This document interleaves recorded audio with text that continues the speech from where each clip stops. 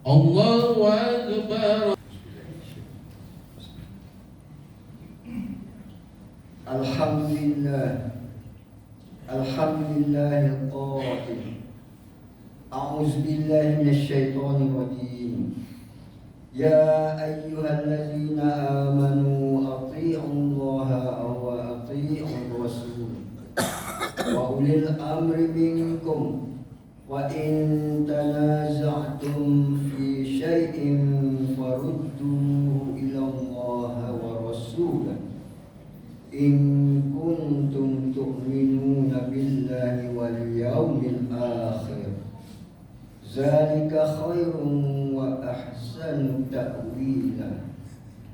Ashhadu an la ilaha illallah wahdahu la syarika lah wa ashhadu anna Muhammadan abduhu wa rasuluh.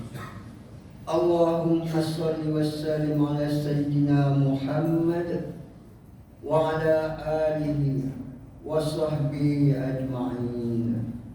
Amma ba'd, fa ya ayyuhal muslimun ittaqullah usikum wa iyaya bittaqwallah faqad faza muttaqun. Qala Allah ta'ala ya ayyuhalladzina amanu ittaqullaha haqqa tuqatih wa la tamutunna illa wa antum muslimun. Muslimin yang dirahmati Allah sekalian, saya berpesan kepada diri saya dan hadirin sekalian, marilah bersama-sama kita memperkasakan ketakwaan kita kepada Allah Subhanahu wa taala dengan sebenar-benar takwa, dengan melaksanakan segala perintahnya dan menjauhi segala larangannya. Mudah-mudahan kita mengecapi kebahagiaan di dunia dan di akhirat. Mimbar Jumaat pada hari ini akan membicarakan khutbah yang bertajuk bijak menyingkapi perbezaan pendapat. Hadirin Jumaat yang dirahmati Allah, perbezaan pandangan berpunca daripada pengaruh seseorang atau sesuatu kumpulan tentang pengalaman, persekitaran, pengetahuan, kemahiran dan kesedaran mereka. Antara faktor yang menyebabkan timbulnya isu perbezaan dan perselisihan adalah sikap seringkali menonjolkan pemikiran dan paradigma kumpulan masing-masing, tidak meraihkan ideologi politik lain walaupun ianya tidak bertentangan dengan syariat. Suka dan merasa hebat apabila disanjung, sentiasa merasakan pandangan kita sahaja yang betul dan yang lainnya adalah salah. Ini realiti berlaku pada hari ini. Terjadinya perselisihan dan perbalahan itu, isu ideologi politik, sama ada secara maya di media-media sosial maupun berlaku di alam nyata dengan pendekatan fitnah, kecam mengecam, hina menghina, mencaci kepribadian seseorang, memperlekehkan individu, kumpulan atau organisasi tertentu. Ia seolah-olah menjadi amalan biasa dalam kehidupan tanpa merasa bersalah atau berdosa.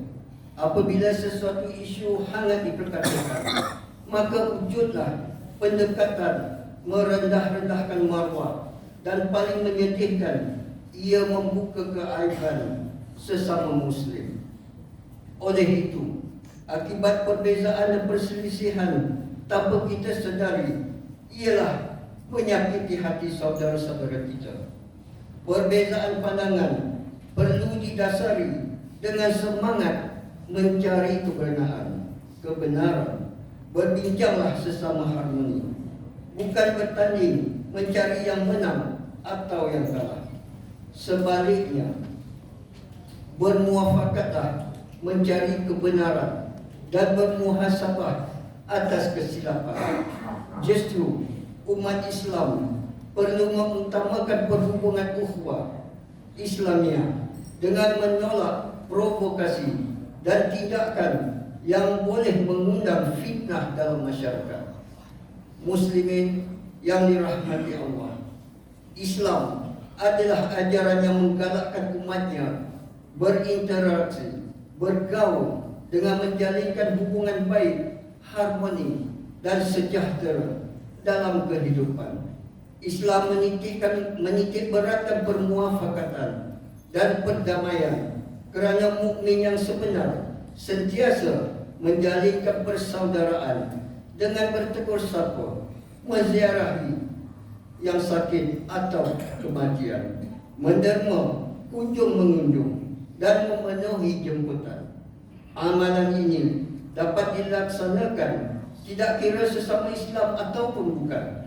Oleh itu, langkah interaksi secara tepat apabila berhadapan dengan perbezaan pendapat atau ideologi politik adalah seperti berikut. Pertama, secara asasnya perlu meletakkan hubungan keluarga dan persahabatan mengatasi semua perkara termasuk politik. Islam meletakkan silaturahim dan ukhuwah Islamiyah mengatasi segala-galanya. Kita perlu menjaga dan memelihara ikatan silaturahim agar tidak terjerumus kepada dosa yang lebih besar lagi.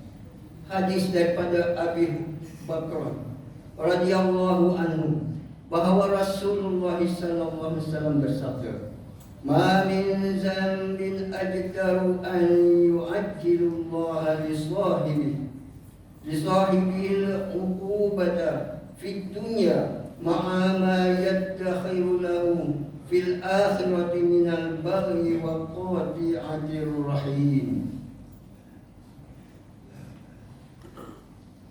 Tidak ada dosa yang lebih layak dipercepat hukumannya di dunia. Dan apa yang dipersiapkan Allah baginya di akhirat daripada tindakan kezaliman dan memutuskan hubungan silaturahim. Riwayat At-Tirmizi dan Ibnu Majah. Kedua, semaikanlah sifat berlapang dada dan syukurkanlah rasa cinta sesama saudara Islam. Berlapang dada bermaksud bersabar, ikhlas dan reda menghadapi setiap ujian, khususnya ujian menempuh berbagai kesulitan hidup. Umat Islam diajar berlapang dada dan belajarlah menerima kenyataan dalam semua perkara, termasuk dalam berpolitik. Sekalipun yang sering menjadikan kita terlalu fanatik dan lupa adab sebagai seorang Muslim. Bahkan Rasulullah SAW melarang kita membangkit-bangkitkan bibit-bibit permusuhan. Ini kerana ianya perkara sia-sia yang mengundang fitnah dan kebencian. Bahkan perbuatan fitnah dikecam keras oleh Rasulullah SAW, seperti hadis yang diriwayatkan oleh Uzaifah radhiyallahu anhu yang bermaksud tidak masuk syurga orang yang menyebarkan fitnah atau dan mengadu domba. Riwayat Al-Bukhari dan Muslim. Ketiga, tidak kira ideologi mana yang didukung dan disokong, kita perlu terus bersatu sebagai rakan karib dan berkongsi harapan, impian dan tujuan yang sama untuk membangunkan negara.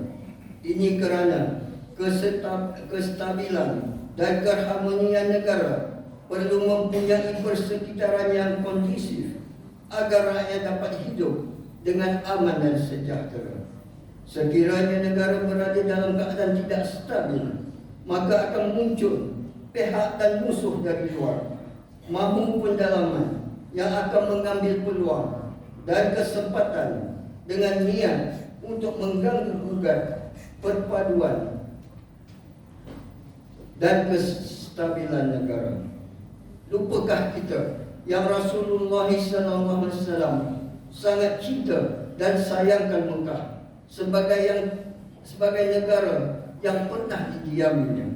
hadis daripada Ibnu Abbas radhiyallahu anhuma bahawa Rasulullah sallallahu alaihi wasallam bersabda, "Ma atayyabika min baladin wa habbaka ilayya walaula an qaumi akhrajuni min dimasakantu ghairik."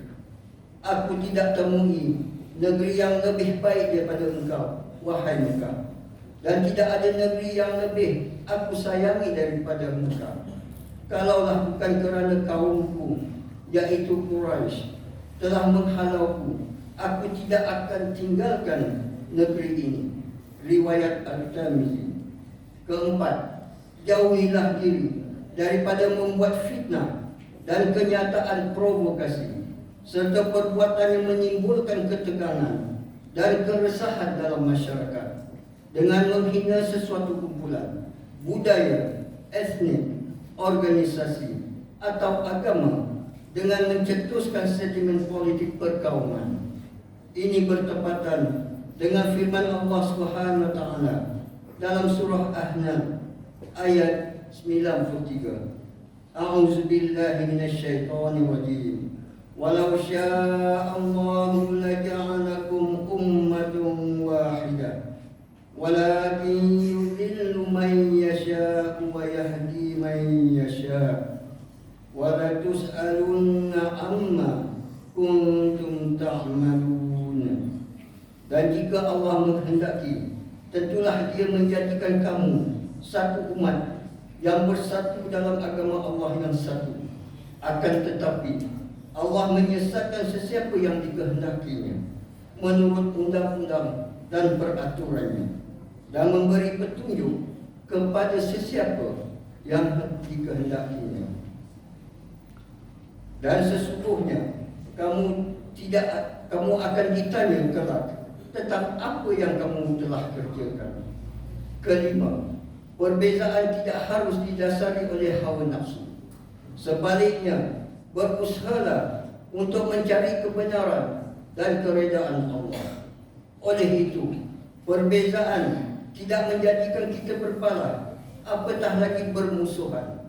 Sebagai Muslim, kita juga perlu bijak menangani dan menguruskan perbezaan ideologi politik berdasarkan masa, situasi dan tempat. Firman Allah Subhanahu wa taala dalam surah Hud ayat 118. A'udzu billahi minasyaitonir rajim. Walau syaa rabbuka laja'alan nasa ummatan wahidah wala yazaluna mukhtalifin. Dan kalaulah Tuhanmu, wahai Muhammad, menghendaki, tentu Dia menjadikan umat manusia semuanya menurut agama yang satu. Tetapi Dia tidak berbuat demikian. Kerana itulah mereka terus menerus berselisihan. Muslimin yang dirahmati Allah, Allah boleh menciptakan manusia dalam satu pola dan corak pemikiran sahaja. Namun dengan sifat Allah yang Maha Penyayang dan Maha Pengasih, Allah memberikan peluang kepada manusia untuk merasai kemanisan berbeza pendapat. Perbezaan pendapat sebenarnya manis dan lazat kerana ia menjadikan sudut pandangan kita semakin luas. Jadikanlah perbezaan pendapat itu dapat memertabatkan dan memberikan kekuatan kepada ummah. Ini kerana semua perbezaan pendapat dan pandangan berasaskan kepada dalil dan pemikiran yang kritis. Oleh itu, kita dapati sebahagian daripada pemikir Islam menyatakan perbezaan itu jalan kepada perpaduan. Ia membina kekuatan setiap aliran supaya dapat mengambil faedah dan manfaat daripada aliran yang lain. Akhirnya, ia membentuk pemikiran yang matang dan sejahtera. Justru, kita perlu menyetarakan politik permusuhan dan membina jambatan etnik dan bukannya menjadi wira etnik. Daripada Abu Umamah radhiyallahu anhu, bahawa Rasulullah SAW bersabda yang bermaksud, sesiapa yang meninggalkan perbalahan sedangkan dia di pihak yang salah, nescaya dibinakan untuknya sebuah rumah di sekitar syurga. Dan sesiapa meninggalkan perbalahan sedangkan dia di pihak yang benar, nescaya dibinakan baginya sebuah rumah di tengah syurga. Dan sesiapa yang memperelokkan peranainya, nescaya dibinakan baginya tempat yang paling tinggi di dalam syurga. Riwayat Abu Daud, At-Tirmizi, Ibnu Majah dan Baihaqi. Hadirin yang berbahagia, kesimpulan dan pengajaran yang dapat kita renung daripada khutbah hari ini adalah seperti berikut. Pertama, umat Islam hendaklah menjauhi permusuhan, pertentangan, pertikaian dalam sesuatu isu, lebih-lebih lagi dalam isu ideologi politik. Kedua, kita perlu bijak dalam meraihkan perbezaan pendapat, lebih-lebih lagi dalam isu politik yang bersifat ijtihad. Perbezaan serta perselisihan pendapat hendaklah diurus dengan baik dan betul. Ketiga, orang-orang yang dibenci oleh Allah adalah orang yang paling suka mencari dan membuka ruang permusuhan antara sesama manusia, kecuali orang yang sentiasa memohon rahmat daripada Allah Subhanahu wa taala. A'udzu billahi minasyaitonir rajim. Illa man rahima rabbuk wa lidzalika khalaqahum wa tammat kalimatu rabbika la amla'anna jahannam minal jinnati wan nasi ajma'in. Tetapi orang yang telah diberi rahmat oleh Tuhanmu, mereka bersatu di dalam agama Allah. Dan untuk perselisihan rahmat itulah Allah menjadikan manusia. Dan dengan yang demikian sempurnalah janji Tuhanmu, sesungguhnya Aku akan memenuhi neraka Jahanam dengan sekalian jin dan manusia. Surah Al-Hud ayat ke-119. Barakallahu li wa lakum fil Qur'anil azim wa nafa'ani wa iyyakum bima fihi minal ayati waz zikril hakim wa taqabbala minni wa minkum tilawata innahu was-sami'ul alim. Aqulu qawli hadza wa astaghfirullahal azim li wa lakum ولسائر المسلمين والمسلمات فاستغفروه إنه هو الغفور